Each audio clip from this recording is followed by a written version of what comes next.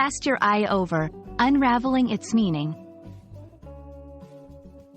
Hello, everyone. Today, we're diving into a fascinating English phrase, cast your eye over. It's a phrase you might come across in books, emails, or even in conversations.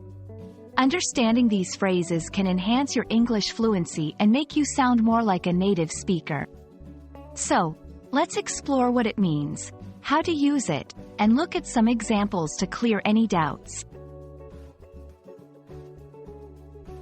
Cast your eye over is an idiomatic expression that means to quickly look at or examine something. Imagine throwing a quick glance at a document, a piece of art, or anything that requires your brief attention. It doesn't imply a deep, thorough examination but rather a swift and cursory review. The beauty of this phrase lies in its ability to succinctly describe a common action in both professional and casual contexts. Using cast your eye over is fairly straightforward. It's often used as a request for someone to briefly check or review something. Here's how you can incorporate it into sentences. Could you cast your eye over this report before I submit it? I just wrote a draft of my essay. Would you mind casting your eye over it? Remember, it's typically used in more formal or semi-formal situations.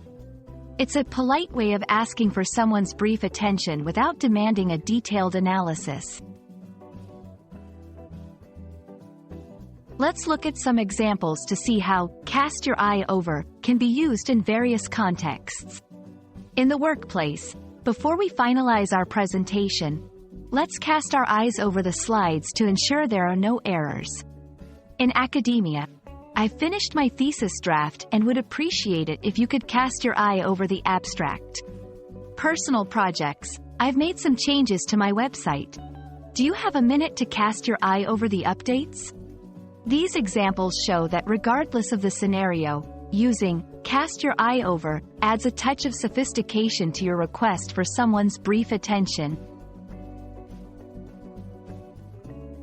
Understanding and using phrases like cast your eye over can significantly improve your English communication skills.